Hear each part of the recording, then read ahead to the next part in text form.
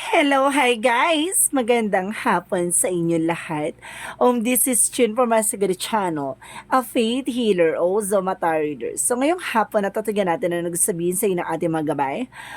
This is weekly gabay for the month of December 1 hanggang December 7 for the sign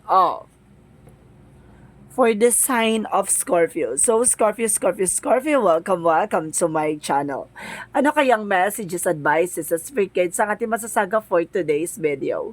Kanino naman kayang energy or kaganapan sa buhay ng mga Scorpio signs ang ating mga hagilap? So guys, this reading is a journey din lamang, hindi lahat makaka-resonate. Kunin lamang po ang makaka-relate sa inyo and comment down below kung kaninong energy ang ating nasagap. And of course, don't forget to like and subscribe my channel and the notification bell for more videos update. And of course, maraming salamat po sa mga walang sawang pagsuporta sa aking channel, lalong-lalo na hindi nag-skip ng ads. Naway pagpalain po kayo ng Diyos at may kapal, siksik diglig nag-uumapa o man ng balik sa inyong biyaya. So guys, kumapit-kapit ka dahil ito na ang bisay sa'yo ng ating mga gabay.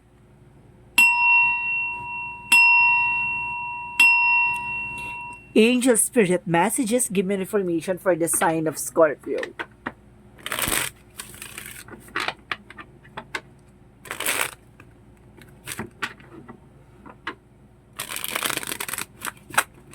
Oh my goodness.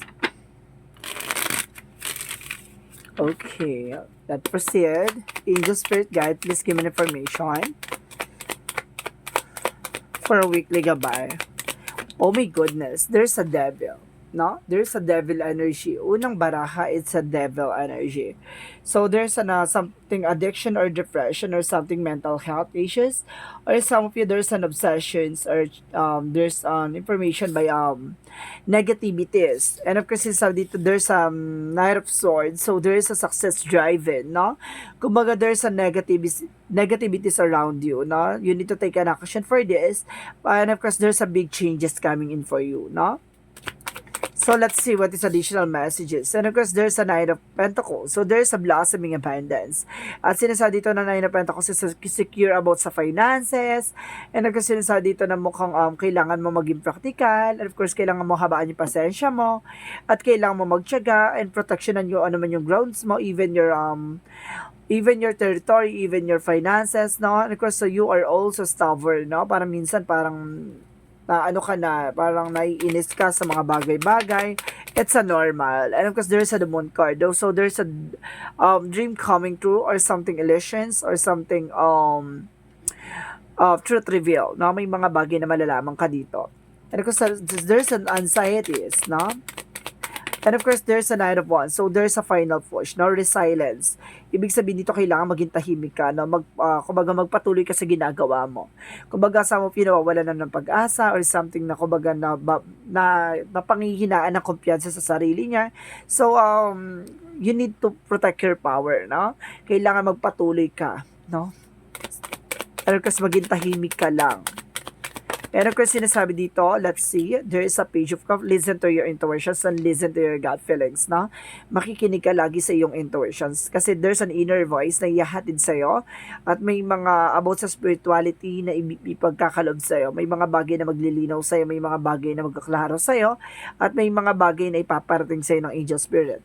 So, let's see what is the devil. Bakit nandito yung devil energy?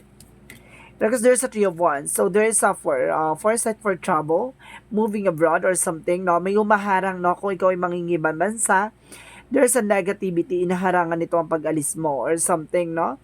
Kumbaga, kung ikaw ay may mga inaantay na balita or something, ano, kumbaga, there's a freedom. And of course, sabi dito, hinaharangan nito yung, kumbaga, yung mga opportunities or yung mga inaantay mong informations, details, messages, email. And of course,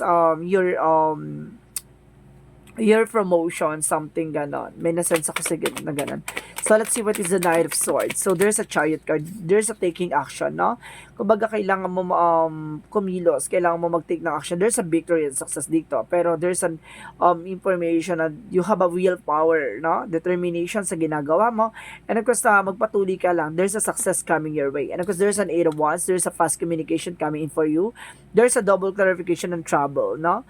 And of course, sinasabi dito, maging practical ka sa ginagawa mo. Wag ka magbibigay ng information na alam mong hindi ka pa sigurado. Diba? Kasi suddenly, may mga evil eye dyan na kinukontra, no? Yung mga bagay o plano mo sa buhay. So, let's see what is the Moon card. The Moon card represent a Page of Wands. There's a good news. Now, may magandang balita na nag-aantay sa'yo dito. May mga bagay na maglilinaw at magkakaroon sa'yo ng kasagutan.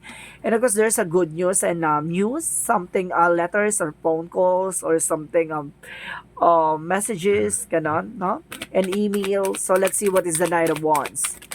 Because there's a 5 of Pentacles. So, ibig sabihin dito, there's a financial loss. No? Suddenly, meron dito, nagkakaroon kayo ng financial loss or something, a negative change in circumstances. No? Kumaga may pagbabago bigla about sa finances mo. So, sinasabi sa'yo dito na kailangan mong magpatuloy. No? There's a step by step. And of course, sinasabi dito na napakalapit mo na sa success. No? Kailangan mo lang gamayan at kailangan mong pag-isipan, no? Yung mga bagay-bagay. It's an opportunity to learn yung mga bagay na yan. So, let's see what is the Page of Cups. Let's see what is the Page of Cups. Because there's an Ace of Wands, there's a victory and success, no? There's a new beginning, good news, and of course, there's information na magdadala sa'yo ng creative spark or something, kumbaga, new ideas, ganon, no? So, let's see what is the Devil and the Three of Wands. So, there's a temperance. So, there's a perfect timing or there's a divine interventions, no? May mga paalala sa itong mga divine natin na kumbaga may mga bagay na kailangan mong baguhin, even your perspective, no? At the same time, sinasabi sa'yo dito na magkakaroon ka ng balance, no? And of course, kailangan mahaba yung pasensya mo, matuto ka mag-antay, no? Kumbaga, subukan man nilang harangin yung mga bagay na yan, pero matutuloy pa rin yan sa mga susunod na araw, no? Ganun talaga yun. So, let's see, what is the Knight of Swords, and because the Chariot, and there's a Death card, there's an ending and a new beginning, no? May mga bagay na matatapos at may mga bagay na magsisimula, no? And of course, there's a transformation, transition, and sudden changes. And of course, there's an ending and release, no? May mga bagay na kailangan mong alisin or something na magpapabago dito sa eksena mo. And you need to take an action for this. And of course, there's a 6 of Wands for the Knight of Pentacles and the 8 of Wands. So, there's a victory, magtatagumpay ka kung ano man yung pinagagawa mo sa negosyo, trabaho, sa love life. So, there's an information na makukuha mo tong achievement, success, and victory. And of course, mag-aaral din na celebrations, no? So, let's see what is the Moon card in the Page of Wands. What is the Moon card in the Page of Wands? Let's see what is the Moon card in the Page of Wands. So, there's a King of Wands. So, there's a vision. So, there's a bigger picture of yourself. Ibig sabihin dito may mga bagay na may visions ka na or na, kumbaga there's realization rather, no? May mga bagay na naiisip ka na dito na kumbaga may mga bagong ideas ka na magdadala sa'yo ng strategy para matupad mo tong pangarap mo, even your dreams. Kumbaga, there's a lot of illusions, no? Pumapasok na sa isip mo. And of course, imagination rather.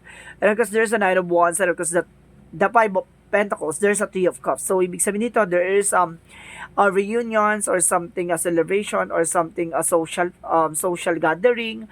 Sinasabi dito na kailangan mong pag-isipan yung mga bagay-bagay bago ka mag-take ng action para maraming kaganapan dito ng gastos, no?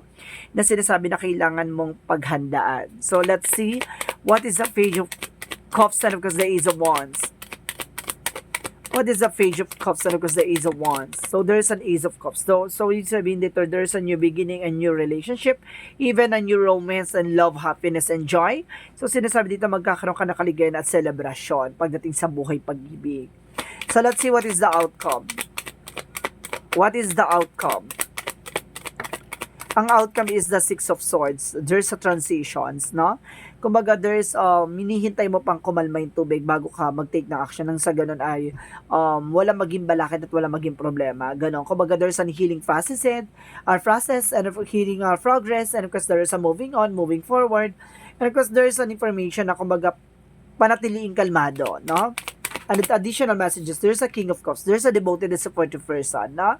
Or some of you, you are Scorpio men, na you are also supported in emotional intelligence, no? Kumbaga matalino kapag dating sa mga bagay-bagay, no?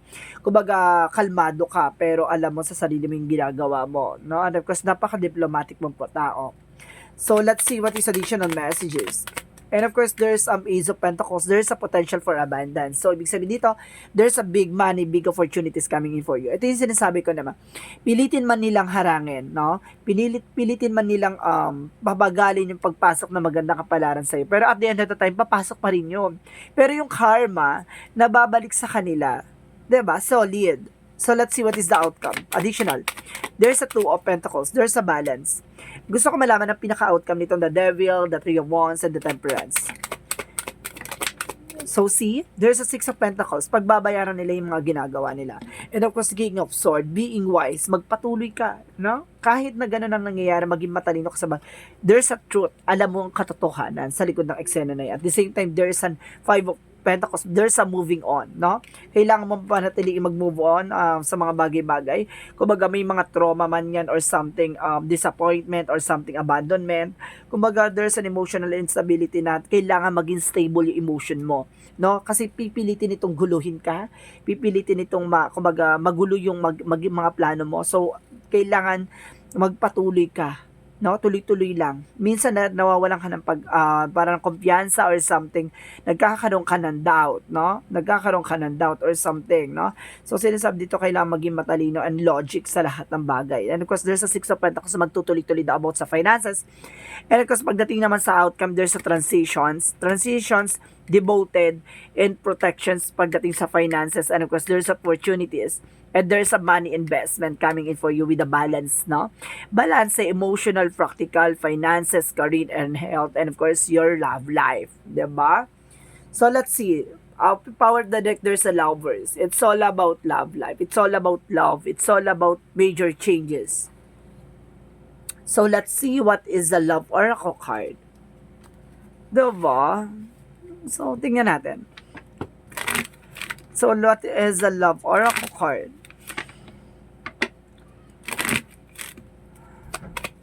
What is the Love Oracle card?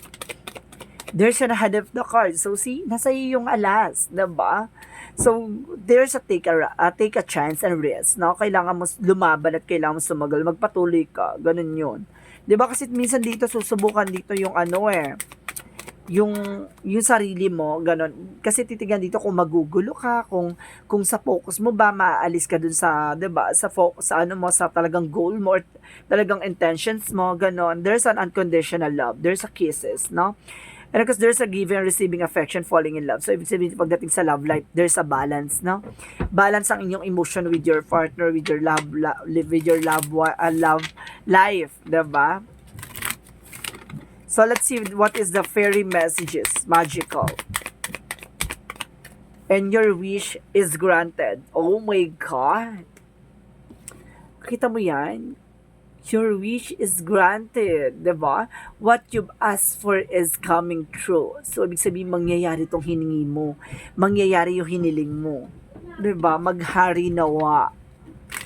So, let's see what is the Yin and Yang Oracle card.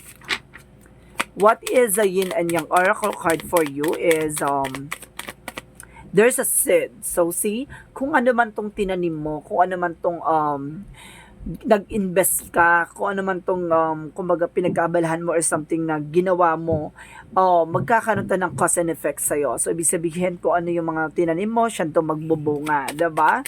And of course, sinasabi din sa'yo, there's a Mercury vibe, there's a messages, travel, and communications, no?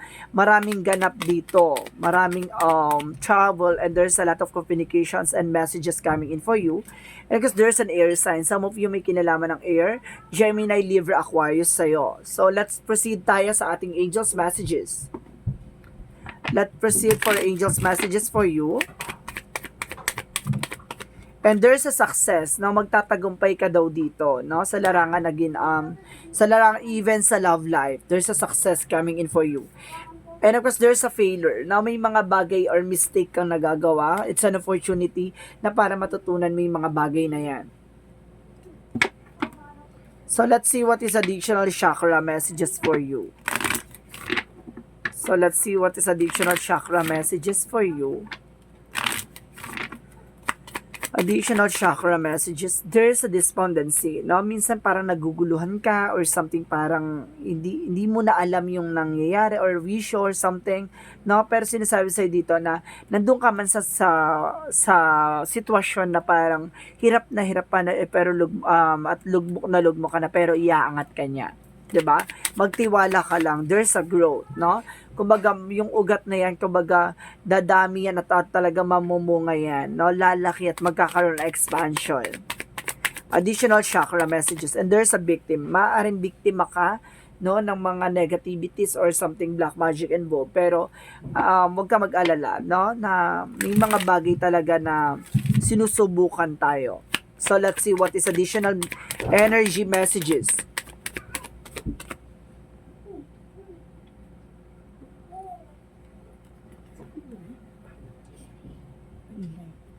There's an actions. Bababain mo. Mainis.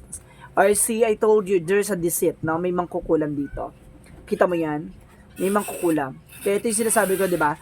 Unang baraha pa lang, devil na. Ito yung sinasabi ko kanina, di ba? May umaharang sa inyo. May gumagawa ng hindi maganda sa inyo. Unang baraha pa lang kanina, unang bagsak, mangkukulam na. There's a deceit. May mangkukulam. And of course, there's an action. Kailangan mo mag-take ng action. No? Kung nakaranas ka ng something na talagang problema at talagang hindi ka makabangon, ang tagal na, no? Buong taon na to. Kumbaga talagang inano ka.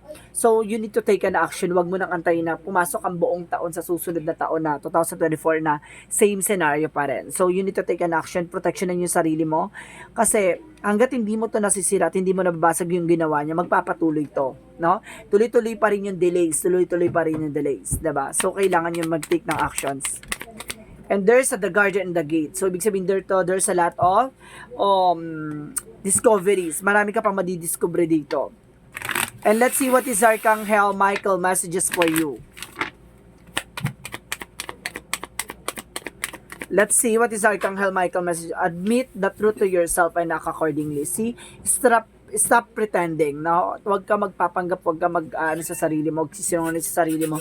Basta tanggapin mo kung ano man ang meron ka, 'di ba? Huwag mo susubukan yung isang bagay na alam mo wala ka naman, 'di ba? And kasi your inner guidance is real and trustworthy, no? Yung gabay mo, mapagkakatiwalaan mo daw 'yan. So let's see what is the Monsology.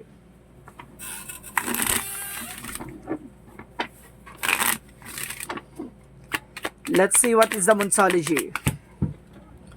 Meditation and contemplate. So, kailangan mo mag-meditate, no?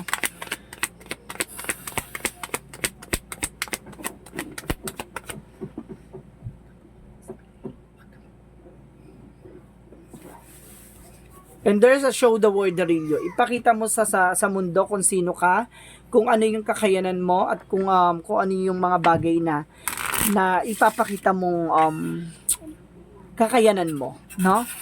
So, let's see what is the Romance Angels. This could be the one. So, ibig sabihin, dalawa yung binakita, You've already met the romantic partner you seek. So, ibig sabihin, nakita mo na yung taong talagang magmamahal sa'yo ng totoo. And, heart-to-heart talk conversation. So, there's an discuss your feelings with each other. So, ibig sabihin, talaga magkakaroon kayo ng love talk, no? Love talk. So, ibig sabihin, let's see what is Archangel Raphael messages for you. Listen to your intuitive feelings. So, kailangan mo makikinig sa intuitions mo. Yung mga bagay or mensahe na hinahatid sa'yo, kailangan mong pakinggan. So, let's see what is additional messages. And surrender to the sweetness. Now, make love to life. So, ibig sabihin, mahalin mo yung sitwasyon mo, mahalin mo yung buhay mo, mahalin mo yung mga bagay na alam mong importante sa'yo.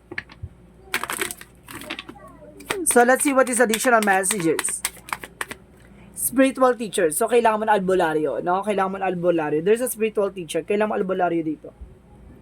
So, let's see what is additional messages for angel spirit guides. And kasi nasa lucid awareness. So, kailangan maging aware ka. And there's a movement. Kailangan mong kumilos, kailangan mong gumalaw. And there's a third eye chakra for clairvoyance. May mga bagay or pasilip or synchronicities ka makikita, no? Kapag alam mo to, magmasa itong reading na to, you need to take an action for this, no? Kailangan mong kumilos, kailangan mong mag-take ng actions. So let's see what is the Jesus loving quotes.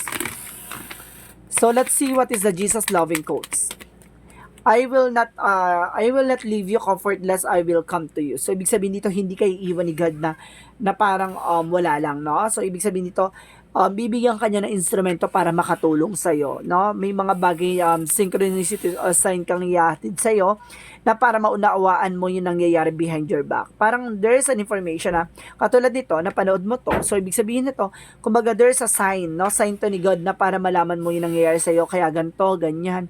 Until now hindi ka pa rin makabangon kasi mayroong gumagawa sa iyo ng hindi maganda, no? So there's an angel's answer, no? Meron tayong angel's answer. Kailangan nyo mag-questions regarding sa kung ano man yung gusto nyo tanong. Ito yung magiging kasagutan. So, bibilang ako ng 3. Ito yung magiging answers, angel's answer. So, let's see what is the angel's answer. 1, 2, 3. So, kailangan nakapag-isip na kayo, ha.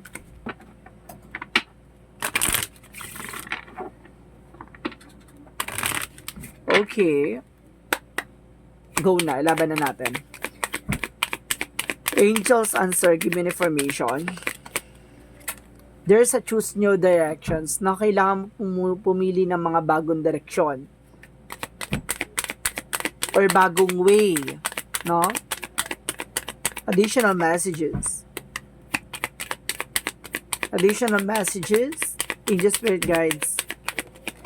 And of course, sa dito, there's a forgiveness na may mga bagay na kailangan mo ng pagpatawad at patawarin, no?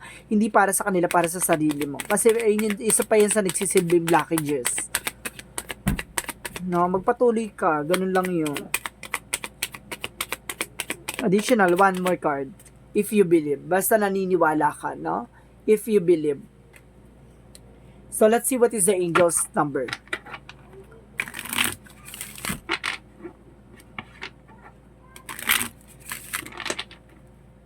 Let's see what is the angel's number. There's a 17. I am independent. So, ibig sabihin dito, the quality of work you can produce when you're going at it alone, it's almost unbelievable.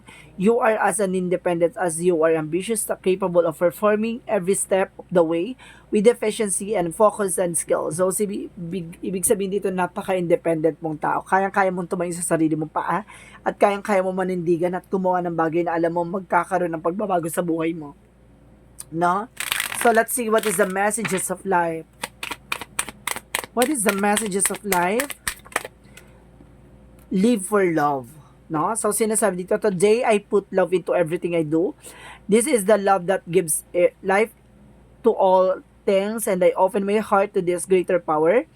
I act gently and speak with the kindness I feel each thought with the love and light. I love God and all beings everywhere. I live for love. I love myself. Ito yung pagtanggap, no? Pagtanggap sa mga bagay na kung ano man ang meron ka. Hindi mo kailangang magpanggap or hindi mo kailangan itago kung ano man ang meron ka. Bagkus ipakita mo yung sarili mo. Ano man yung mga flaws or kapangitan kung ano man ang meron ka. May mga tao magmamahal sa'yo kung talagang tanggap ka. 'Di ba? Love can exist. So, ibig sabihin nito, may mga bagay na hindi man kagandahan sa'yo at anumang personality hindi man maganda sa'yo, mamahalin ka talaga ng taong magmamahal sa'yo ng totoo. Tandaan mo yan. So, this is a weekly gabay for the month of December 1 hanggang December 7 for the sign of Scorpio. This reading is a general reading lamang, hindi lahat makaka-resonate. Kunin lamang pa makaka-relate sa inyo and comment down below kung kaninong energy ang ating nasagap. Maraming salamat po sa mga walang sawang pagsuporta sa aking channel, lalo-lalo na hindi nag-skip ng ads. Naway pagpalain po kayo ng Diyos at may kapal, siksik liglig na goma po ang biyaya manabalik sa inyo. Maraming salamat po and see you in the next video. Bye-bye and babush!